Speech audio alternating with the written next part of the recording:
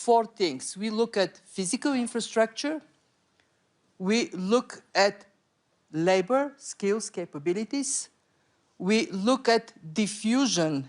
AI may be happening, but if it is not changing the economy, it's not so relevant.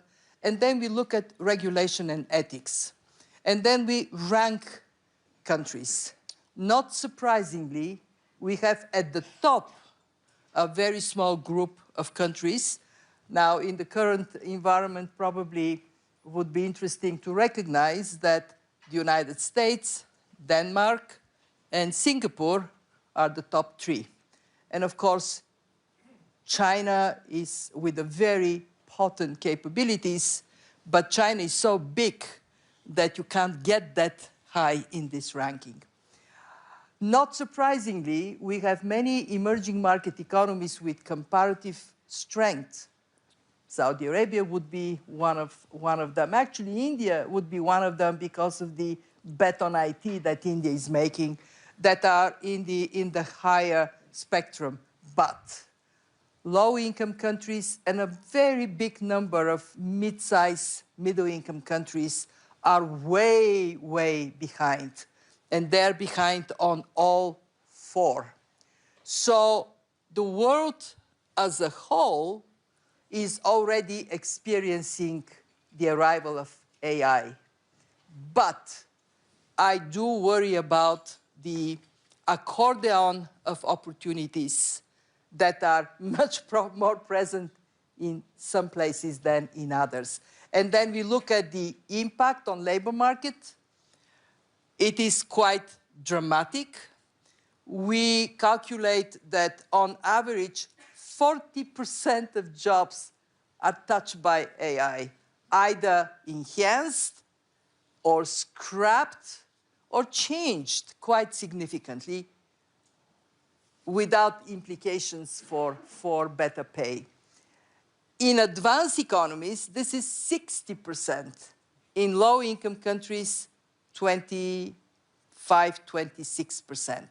Again, accordion of impact. Now, my main message here is the following. This is a tsunami hitting the labor market. And even in the best prepared countries, I don't think we are prepared enough. And if you allow me to add one point. It's just going to take away from your time later, Kristalina, but that's okay. Oh, I know you. You are like an accountant. You hold this to account. And I'll give you, 2 minutes from the next one. Okay. So what I want to say is that we did something very interesting. We said, okay, how much are actually jobs changing, really? And what we found out that in advanced economies, in the United States, for example, you read advertisements, and 1 in 10 would have a new skill that didn't exist before, at least one new skill, maybe 2, maybe 3, maybe 4. And then these guys would get better pay. So what is the impact? The impact is they have more money in their pockets, they go to restaurants more, to movies more. So demand for low-skilled labor in services goes up. And in fact, who is squeezed? These poor guys in the middle, in the jobs that are not enhanced or imposed more. And the other category of people really, really affected young people who go for their first job. So power is changing dramatically. I owe you 1 minute and 26 future seconds. panels, I'm taking this off as well. So many issues of both power distribution inside countries, which I hope we'll get to, but first around the world. And those 3 categories that you remind everybody at the beginning, you make it, you watch it being made, or you have no idea what's being made. The countries in those categories don't necessarily always align very well. First category, we've got the US and China. Very little cooperation, virtually none on this issue, arguably decoupling. Second group, a lot of movement, and as we're seeing this week, a lot of concerns about the nature of the transatlantic relationship, how that plays out on AI and technology, very important. Brad, talk us through the implications of this. Well, certainly you see the U.S. and China competing on 2 very important levels. One is the leading edge of innovation, who is making the best chips, who is producing the best models. But the second aspect of competition is really diffusion or adoption. As each country and the companies from each country are working to spread their technology around the world. I think it's easy to forget in a more global economy just how important the transatlantic ties are. When you have a conversation on a week like this about an island like Greenland, of course it's a national security topic, but it needs to be considered, I think, in the context of these economic ties. When it comes to AI, I think people in Europe often look at the United States and say, well, we need this or we need that, but they forget they have ASML, they have Ericsson, they have Nokia, they have SAP, they have Siemens. There is a very important tech sector in Europe already. And if you look at the ties across the Atlantic, it's easy for Americans to forget that 70% of foreign investment into the United States comes from the rest of NATO. 40% of American exports globally go to the rest of NATO. So we always need to remember the context in which these issues need to be considered. If you think about the changes that AI is having on the geopolitical environment, Brad, would you say that that AI is doing more to bring countries together?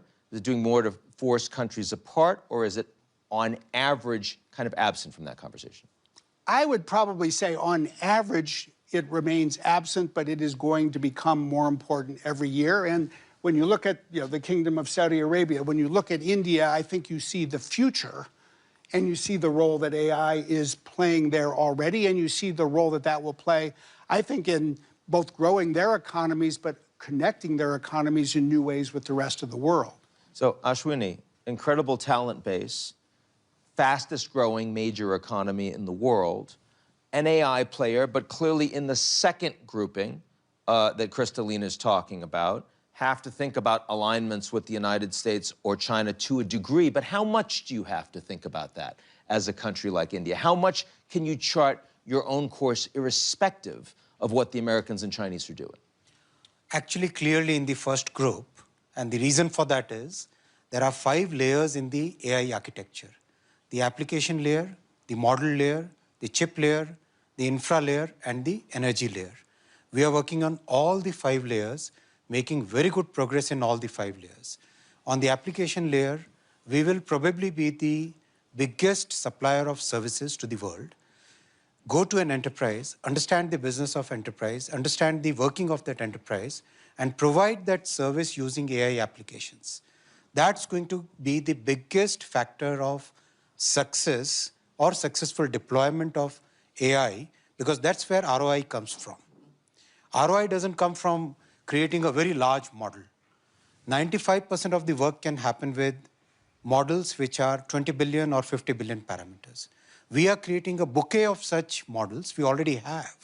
We already have a bouquet of such models which are now being deployed in multiple sectors to increase the productivity, to increase the efficiency, to increase the effective use of technology. So our focus is very much on making sure that AI diffusion happens in a very big way. And I don't know what the IMF criteria has been, but Stanford places India as 3rd in terms of AI penetration, in terms of AI preparedness, and in terms of AI talent. All the 3, actually on AI talent it is number 2. So I don't think your classification in the second bouquet is right. It's actually in the first. So talk about in India, in an environment where the AI shifts in geopolitics are happening so quickly. Again, this was a conversation that didn't even exist at the World Economic Forum 5 years ago. And you now have radically different capabilities in different countries around the world. India has become a geopolitical player in its own right in the last 10 years. Didn't even want to play geopolitics before Modi came in.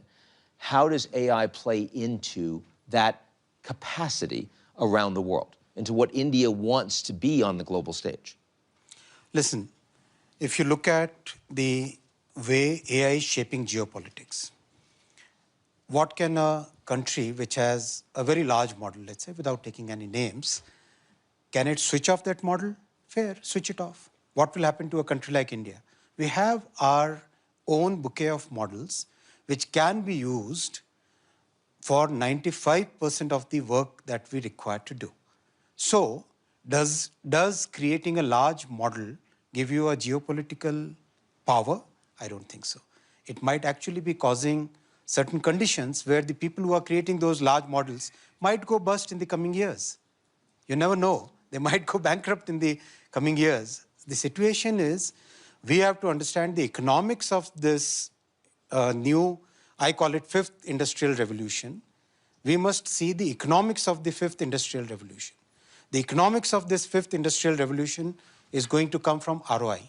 ROI is going to come from deploying the lowest cost solution to get the highest possible return. If you have a 50 billion parameter model, you can deploy it using one GPU. And if you have a 30 billion parameter model, which is absolutely good for 80% of your work, you don't even require a GPU. Where is the geopolitical thing in that? You have a large number of CPUs working in the entire world, and people are coming with custom silicon from amazing number of companies and countries where you wouldn't require to be dependent on any particular country. So that the so-called geopolitical edge that you are probably hinting at is not there. So, given that, I mean, without naming names, Khalid, Ashwini was just talking about, you know, a lot of people that have been raising a lot of money in the United States with models that he thinks aren't going to be as effective as India's model, whatever bucket they're in. Now, you're the one that's thinking about deploying enormous amounts of assets for your country, both in Saudi Arabia and all over the world. And as you're thinking about the most revolutionary set of technologies out there, what are you looking for that's going to make you convinced that this is a winner, this is a loser, as these different countries and different companies are doing very different things? Yeah, well, first, I think everybody agrees that AI as a general purpose technology is truly the transformation of this century and of our time. However, like transformation before, I think it will quickly be commoditized, and it's not going to be held in any one company or any one country. The race is on. Everybody wants to build the infrastructure for it, but it is I think the essence of AI's power is it has to be accessible. So the words diffusion is not just within economies that have to compete, but I believe it has to be done globally. From our perspective as an energy-producing nation, the diffusion of hydrocarbon energy that Saudi Arabia produced for 9 decades has enabled tremendous human development in countries like India, China, United States, Europe, where that energy transformed economies and people's lives. The internet did the same thing. There were a few companies, Microsoft was one of them, that had the lead, but ultimately it's coming from across the world, including emerging economies and developing nations. We are manufacturing servers for data centers today in Saudi Arabia through partnerships. So we believe that optionality is very important. We don't know who's going to be ahead 4 or 5 years from now.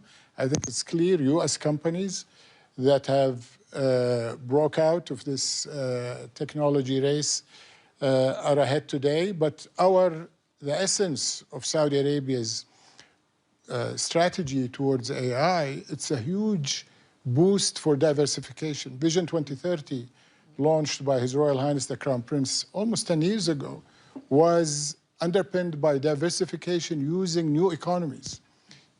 So the energy transition, although it may appear to be competing with our traditional resource of hydrocarbon energy, is actually a pillar of our diversification. We're going to be 50% renewables in our electricity mix, and that renewable will power AI that is going to be a global commodity that we will work with. And just like India, we know this is not just about infrastructure, data center, and the energy competitive advantage that we believe Saudi Arabia is second to none. We're investing across the technology stack in applications and LLMs and in connectivity. Again, because we believe that this is going to be a global good. So just as important as building the data hub that Saudi Arabia is building, we need to be connected, and we are connected to Europe, Asia, countries like India, China, Japan, because we want that data and that AI power to be transmitted across border and across economies. Now, as we think about AI as having dual-use capabilities, as the United States government is leaning more into industrial policy with other countries around the world, as the Chinese also have a lot of leverage in the investments that they make and that they accept, are you feeling any geopolitical pressure in the decisions that you make from an investment perspective into these areas? Quite frankly, we have invested across the globe, and we have invested in Saudi Arabia with companies from East and West. U.S. is huge today because of their technology lead, as I mentioned, but we've also had investments with Chinese companies in China and digital technologies. We've invested with Japanese companies, Korean companies, across the technology sectors that we invest in. So optionality is very important. It's something we have now, and we protect because we believe that we are the owners of our own destiny, and we will not let go of that.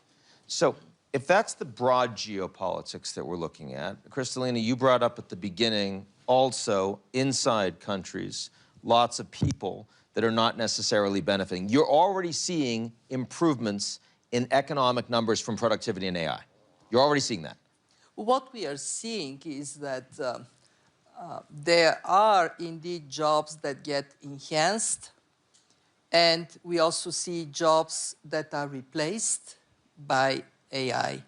This is happening categorically. It is hard to have a consolidated and broadly accepted definition of how we measure. The way we measure at the IMF, we have a fairly big range of impact on growth, global growth, from 0.1 to 0.8%. Let me just say that 0.8% is huge. If we get 0.8% boost on productivity, this would make global growth now higher than in the pre-pandemic period. 0.1 is kind of modest. And then the question is, how do we know where we land? And what we are doing is we are working with other researchers to try to capture productivity enhancement. And I can tell you it is not easy because, is it because of AI or is it because organizationally there are improvements that are made? I'll tell you, in my organization, the most visible places where AI is boosting productivity are two.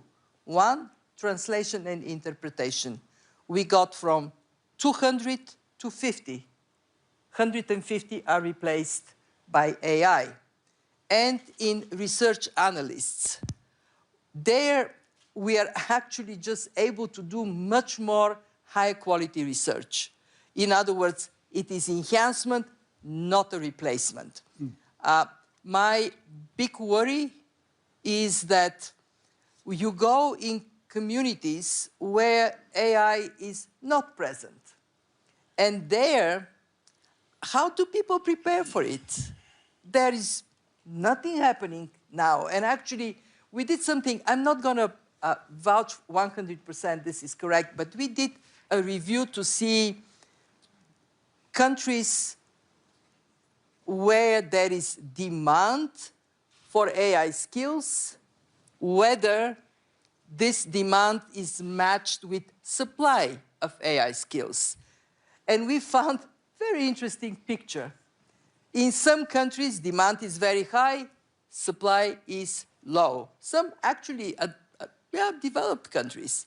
In some countries, supply is very high. You have tons of skilled people, but the economy is not absorbing that supply.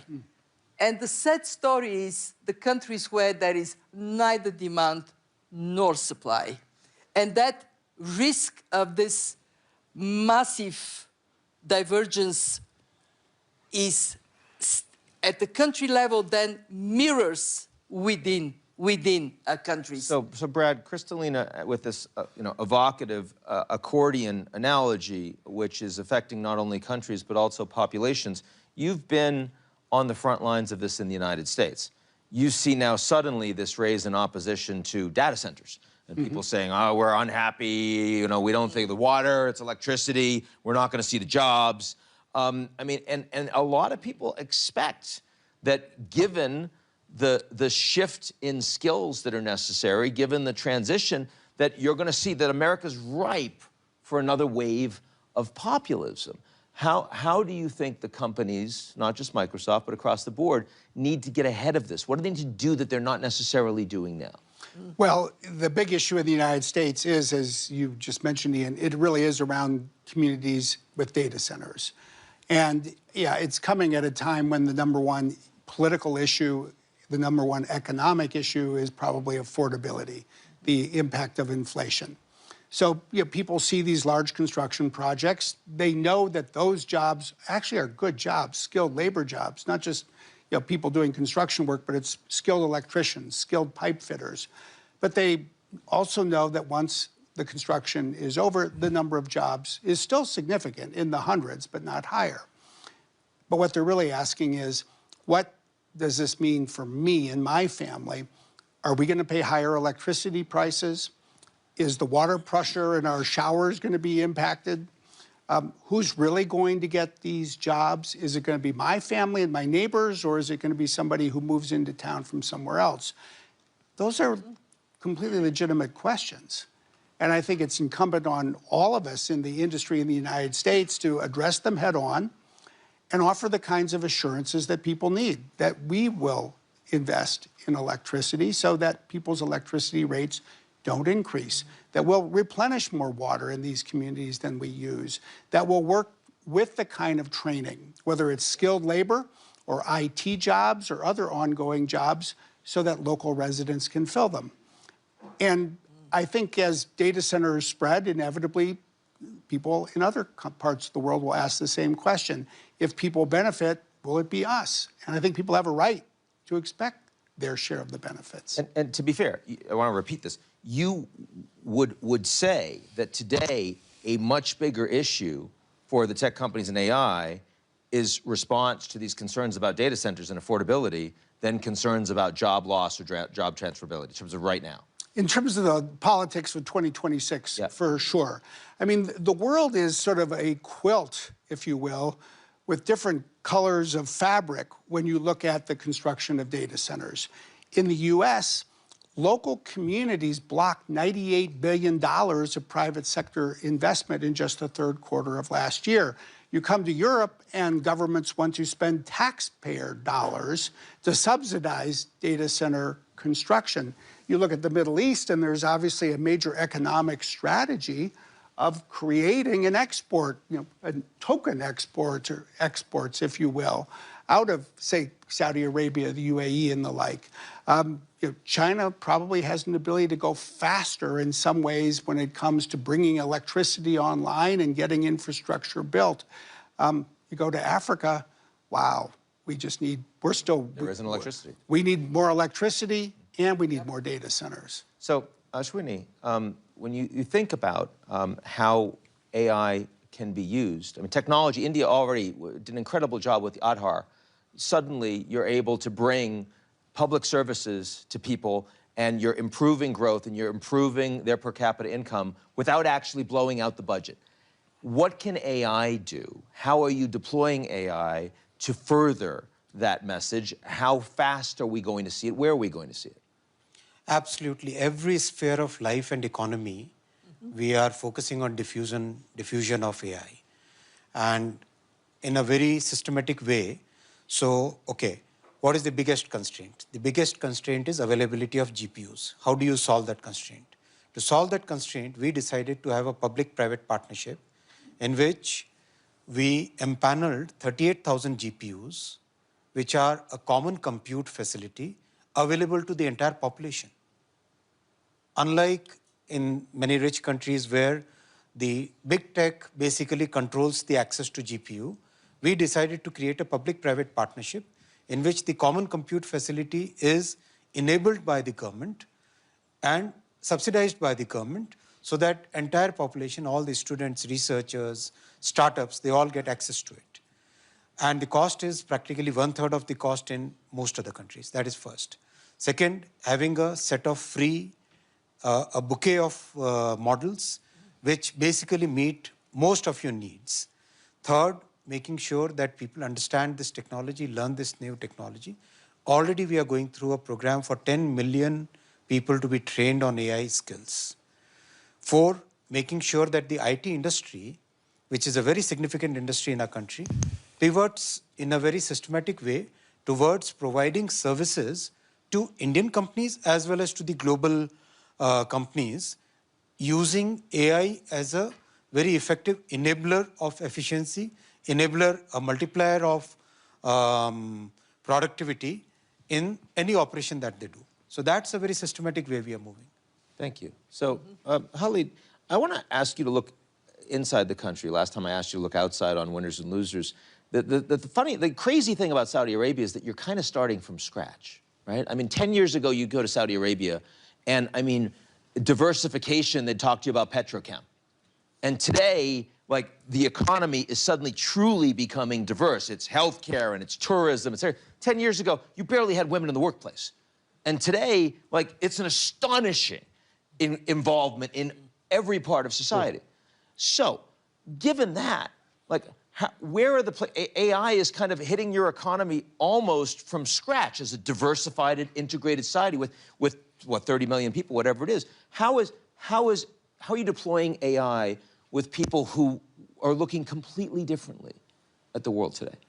Well, first of all, I would disagree with coming from scratch. You'll be surprised how tech-savvy and tech-native the Saudi population is. 70% of the Saudi population are below the age of 35, and the majority of them are as comfortable with digital technologies as any other country in the world. In terms of policy and regulation, when Vision 2030 was launched by His Royal Highness the Crown Prince, we identified technology as the key enabler, AI included, and started building the policy, the regulation, the platforms within the country, the data centers for the sovereign data sovereignty that was key for portions of the data. But in addition to data privacy, we had an open data.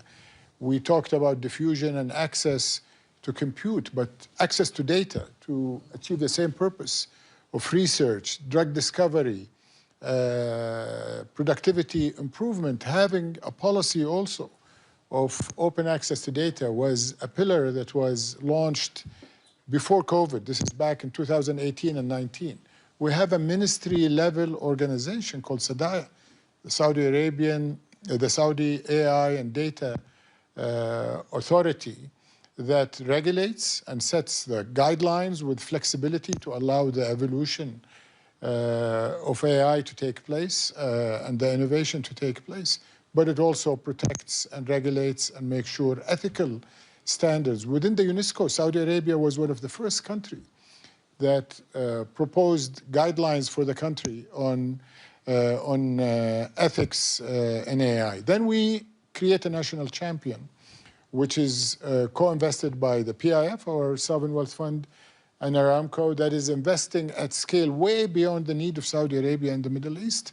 Because as I mentioned in my first question, we think AI is going to be a very key pillar of the global economy, and it's going to be globally traded, and therefore connectivity. And we are playing to our strengths, but we're also quickly bridging the gaps that we recognize we have. So we're developing our own LLM. SADAIA developed the first Arabic large model called Alam, and now it's owned by Humane, which is our national champion, and they're building on it. We have applications. I can tell you many use cases where over the last few years we have deployed AI applications in healthcare. It has cut the time to diagnose diabetic eye disease by 80%, and the rate of and the thousands of man hours of clinical physician hours have been saved in that case. We have our renewable energy company, Aqua Power. They have cameras on the blades of their winds that identify birds approaching from far away, and if they think they're coming near the windmill, they shut. You got to tell President Trump about that. They shut. Okay, the same company have reduced their chemicals in water desalination by 30% using AI, and the use cases are abundant. So we're not starting from scratch. Going back to Kristalina, we're in your first category. I have not declared either India or Saudi Arabia in the second category, so I stand to accept your claim. Thank you. Everyone is in the first category. Going forward, we have participation prizes. There's no problem. I'm not going to go that far. You wanted to jump in. I think we should, let's not talk about Saudi Arabia or India for a moment, but let's just talk about the global north as a whole and the global south as a whole. You know, the diffusion report that we released a couple of weeks ago estimated that today generative AI is used by 25% of the population in the global north, but only 14% in the global south, and the gap is getting wider. Yeah. So if you zoom out and you say, what does this mean for the future of the world? I put it in the context of infrastructure and the history of infrastructure. Why is the world so divided economically? Well, I'd say a large part of it is because during the entire colonial era, the colonial powers invested in building railroads in places like India and across Africa. They were important to move troops, to control territory, to extract minerals, but they never built power plants for the population. Will AI exacerbate this divide, or will it close it? It's only going to close it if we embark on building infrastructure across the global south, and we need strategies that stimulate demand, that furnish supply. India, Saudi Arabia, they're on the right track. It's hard to look at Africa as a whole and be equally optimistic, and we need to think about that as well. So as we move into the last segment, and if any question or two, raise your hand. I will try. I see a couple. Okay, we'll try to get there. I want to talk a little bit about the governance environment. And you just mentioned, a big problem, which is, absent international governance, trying to figure out how you're going to build this infrastructure. I mean, in this environment, it's hard to say that the Americans are more committed to that than they have been the last 5, 10 years. China's been pretty inward-looking in many ways the last 5, 10 years. Those are some big challenges. This space is moving a lot faster than governance capabilities. So if you could wave your magic wand over the next few years, with most of the leaders that we presently have now, what are 1 or 2 things that you think are feasible that would actually improve governance, that would make a positive difference in addressing both the challenge that you just raised, but also some of the others that we've been talking about the last 30 minutes? Well, the first thing I would say is look back at the skilling topic, because it's a lot cheaper for governments to invest in skilling than it is, frankly, to invest in data centers. But if you invest in skilling, you start to stimulate demand for the private sector to invest in data centers. You can skill government employees. That has proven to be a very effective strategy for kickstarting demand.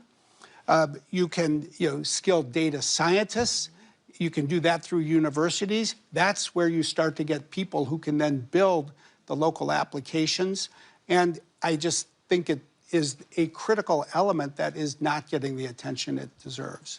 Khalid, what is the piece of governance or regulation that if you saw it in a country around AI, you would say, this will make me materially more interested in investing in it? In governance? Yes. Well, generally, I think the concern we have with AI is biases in the data sets that the models have been learning from.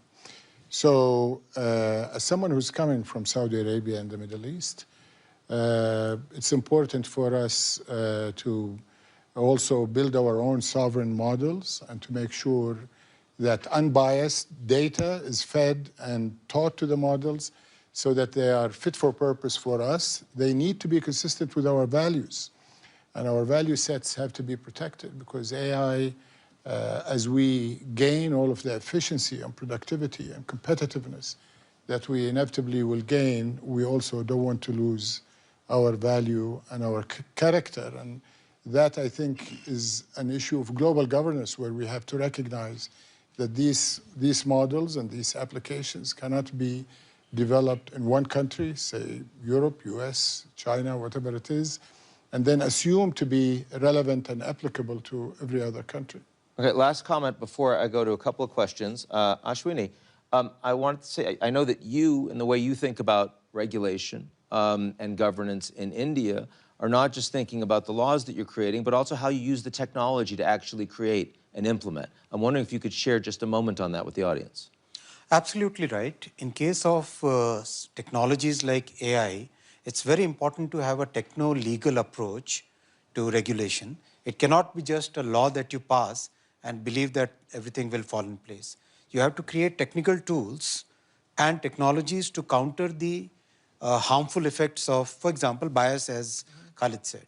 For example, detecting deep fakes with an accuracy which can be taken to a court and be properly judicially checked. So those kind of things you require techno-legal approach.